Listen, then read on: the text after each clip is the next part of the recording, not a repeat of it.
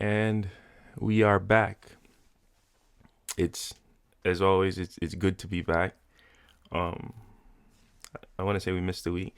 I feel like I shouldn't have to, or I shouldn't um, highlight or make it known that we missed a week. I think we all know we missed a week. Is for those who are keeping up, I think we're conscious when a week goes by and then there's not a new creative conduit podcast. But either way, we are here.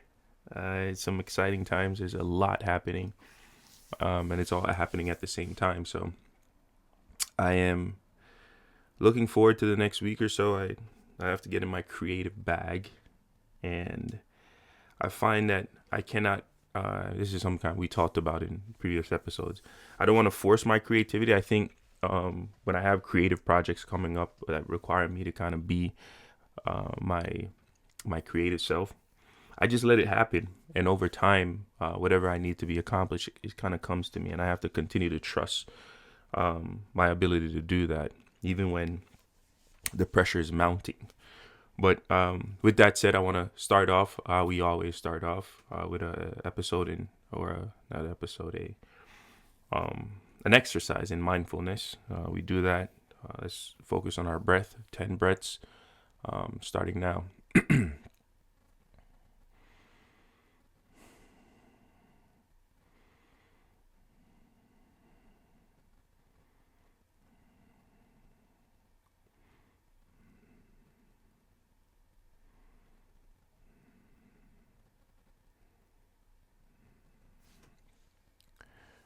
And we're back. I have the puzzle for you.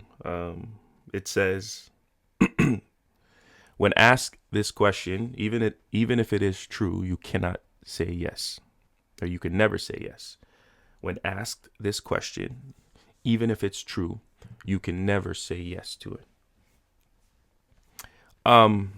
So randomly, I say random because I mean, I have a group chat with a bunch of my college buddies. I think everybody has group chats, but this one in particular is my college buddies. We talk every single day, like messaging, um, not actual verbal conversation. So, but randomly, I got a call from one of them, and we were just talking. We have a lot in common in the sense that went to the same college. Both have come from the Caribbean. But I think I was jokingly telling him about one of his Instagram posts, and we both have children, and as I was joking with him about one of his Instagram posts, I had asked him like, who is he posting that for, and his response was, "It's so when his daughter gets older, she can see," which I thought was beautiful, to be able to do that. And then he had asked me, and I admittedly I have things that are specific for my children, that I have like keepsakes, and that's for them. I used to do this thing where I create an email for my children, and I would send them pictures to that email. And at one point when they grow older and have access to the email, they'll see all the pictures. But the way how technology and digital content is growing, I don't know what that would be like when they are of age. But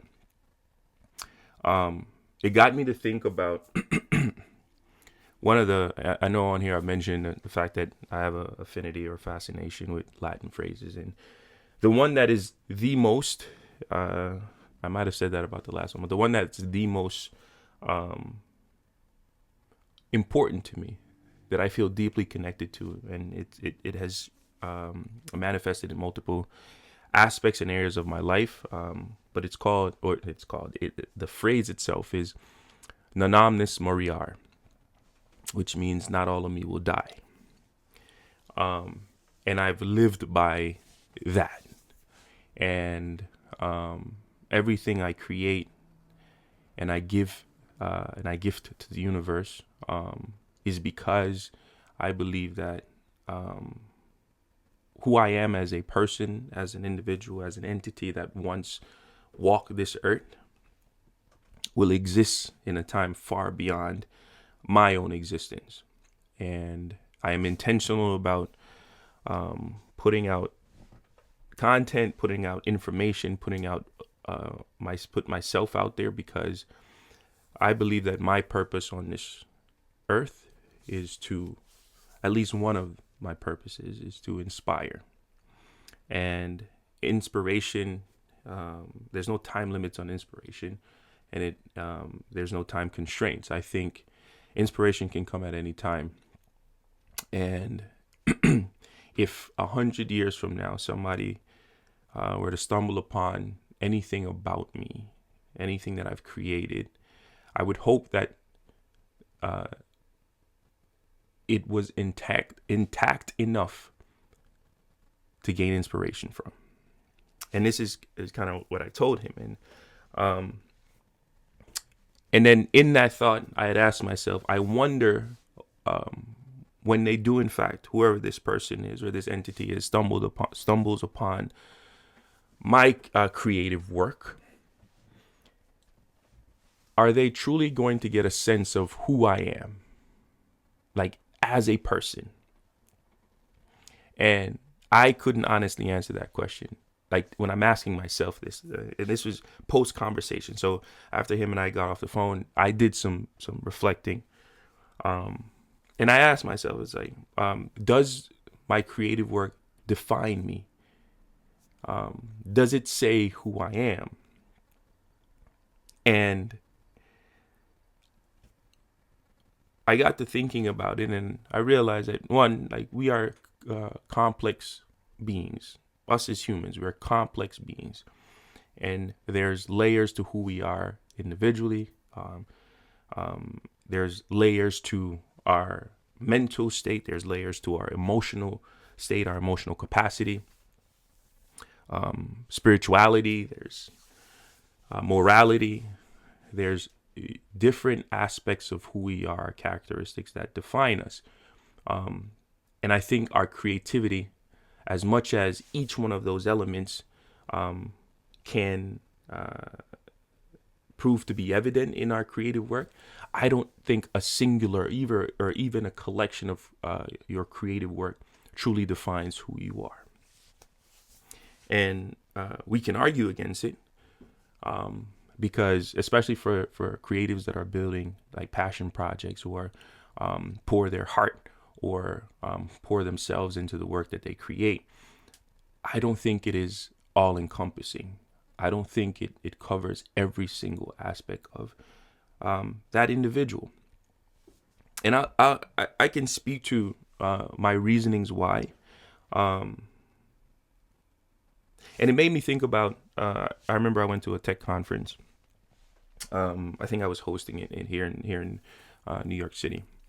And one of our guests was Adam Scher. If you don't know who he is the inventor of Siri, the AI assistant, the technology that is on your Apple products. And him and I had a really long conversation, like on the side. And we were just talking like randomly. And he was telling me about his time at Apple. And one of the things he said that still to this day I can never forget. He was like, you know how they say everybody considers Steve Jobs a genius. And I was like, yeah, I could see why. And he says, when you interact with him daily, that is not your immediate perception of who he is. And I asked him why, and he's like, well, because one, how he carries like himself, not in a bad way, but the first thing the first sense you get is not genius. And he was like, even how he goes about coming up with these outlandish ideas, which seem outlandish, and how he presents it to his team. I think a lot of the times he does it not because he truly believes it can work, but he does it to push the boundaries of what he thinks is possible. And if you're in that room and he's tossing it to you and you say you can't do it or it's impossible, he'll fire you and find somebody else who will say it is possible. But he kind of gave little anecdotal evidence to prove why he believed what he believed. This is Adam. But he reiterated again, what he got from Steve Jobs wasn't genius.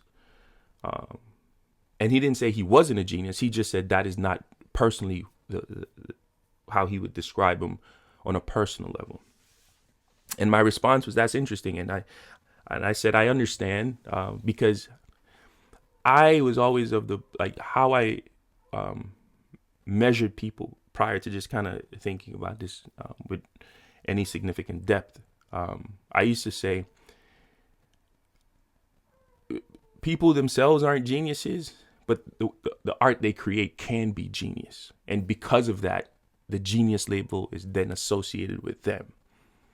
And that used to be all because I put so much emphasis on creative work that sometimes I believe us as creative people, we are merely vessels for creativity, for art, for, as if though the universe just uses us to be able to bring to life a lot of the things or all of the things that we create. So I've always believed that creativity itself is an act of genius. And as the vessel of it, you get assigned the title of genius as well. But then this almost counters my current thought process, which, again, I believe that your creativity doesn't entirely define you. I think, not to say that you're not genius, I'm saying it's a part of who you are, but it's not your entire being. And I think that is the interesting part of this conversation. And then as he was telling me this, and I'm now thinking about it, and I reflected on it. It brought me to this famous saying or quote that says, "Never meet your heroes," because we have a tendency to idolize ideas and perceptions of people based on the art that they create. And we turn them into mythical creatures, right? As if though they're deities and godlike in a sense, as if though they can do no wrong, as if though they're not even human. And the challenge with that is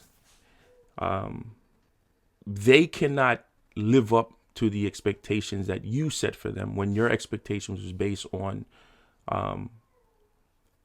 a piece of art or a piece of creative work that at one time showed one side of them. And going back to this earlier statement, like, as human beings, we are complex creatures. And then when you finally get to meet your hero and you realize they are human, to err is human. And in reality, as human beings, we are error. We are fault. We are inherently compromised. That's just the nature of being human. And we cannot escape that. Like, there is no such thing as perfection in human form. And I remember having a conversation, and I think we kind of talked about this in a previous episode, where we don't use the word perfect in my household. But I tell my children, yeah, I wouldn't say you're perfect, but you're imperfectly perfect. You are every bit of what you're supposed to be, and I love you for that. But I think as humans, we need to believe in something. And for a lot of us, these works of art that these artists and these creatives put out gives us hope in humanity, validates who we are as individuals, and it makes us believe that there is a God of some sort. And again, I'm separating this conversation from religion in that sense. I'm using the idea of this thing, this almost perfect idea, the can do no wrong idea. Like, almost absolved from any wrongdoing, but completely in avoidance of transgression in any capacity. But it's interesting because that's generally how us as appreciators of art and creative work, that's how we see our artists based on the work that they've created and the genius that exists in those things. But I don't know, as somebody who has created things, who's produced things that's been appreciated by multiple people, I can be in this moment as honest as I can possibly be. And I could say that none of the works that I've created truly defined who I am. I think they encapsulate moments of time and maybe a snapshot of who I was at the time the art was being made, because I tend to give wholeheartedly and holistically into whatever art that I make, because I'm intentional about that. I understand creativity to a level where I know it's intended to, when it's done right and executed properly, it should have an influence or an impact on all five of your senses. And whenever I hit that flow state, especially when I'm creating, I know what comes from it. There is somebody in this world outside of myself that is going to appreciate it at the level that I appreciated it and appreciated the creative process. And for them, it's going to be genius level work of art. But even then, I don't know that that describes me holistically. And even knowing that, I don't ever feel pressure to show up as somebody other than myself when I walk into the world. And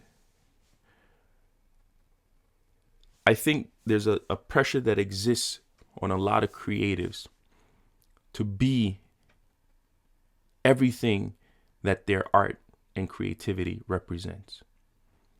And that's difficult. I don't know that anybody could live up to the expectations of the masterpiece they once created. And even if they're actively in a moment where they're constantly producing such high level of creative work, I think it's unfair for us to hold them to that standard in their personal life. And access through social media and people's willingness to share personal stories about themselves, it's a double-edged sword, because one, you're asking your artists and your creative individuals to be vulnerable and showcase themselves on a personal level so you can connect with them. And then when that happens, you vilify them for not being who you thought that they were. And that could take a psychological toll on anybody, much less somebody who is actively creating and in a creative space, because a lot of time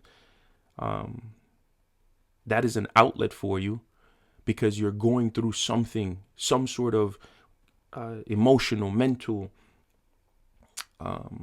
spiritual battle, that this creative process is providing therapy for you to be able to escape this thing.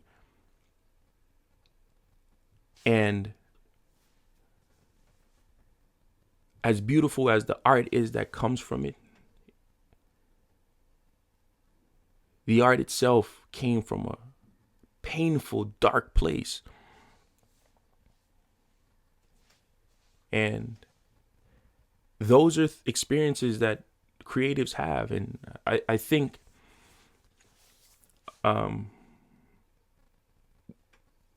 you nor I should feel pressure to have to live up to the things that we've created. And I think we should be allowed to also be human, because that's what we are. I said, like the first episode of this podcast, I said, creativity is human. It's innately human. It is the gift that we get the moment we become human. As much as to err is human, to be creative is human as well. And the works of art that comes from my creativity, as much as they are remarkable and they seem pure and they seem perfect, I, as the creator of it, am not. I'm not. And this is something that we need to understand, and understand that it is possible to separate the art from the artist. It should be normal to be able to separate the creator from what they create. Because behind it all, we have a singular thing in common. And that is that we are all humans.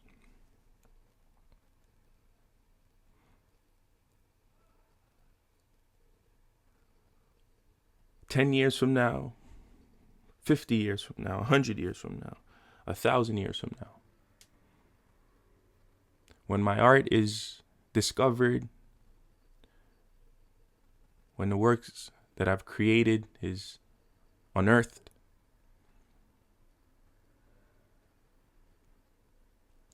you won't necessarily know Swale in his entirety.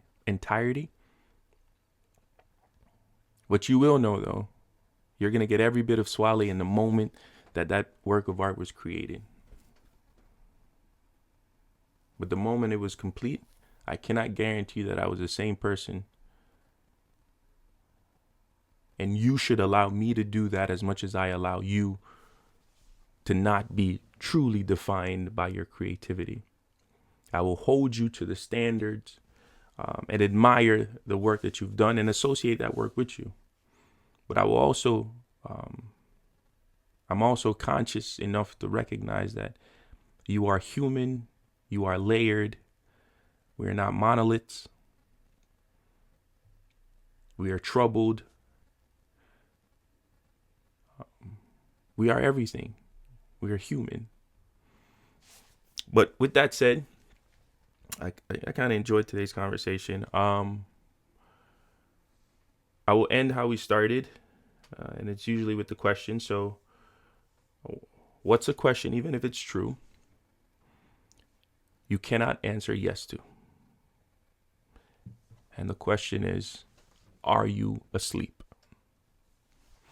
As always, go be great. Peace.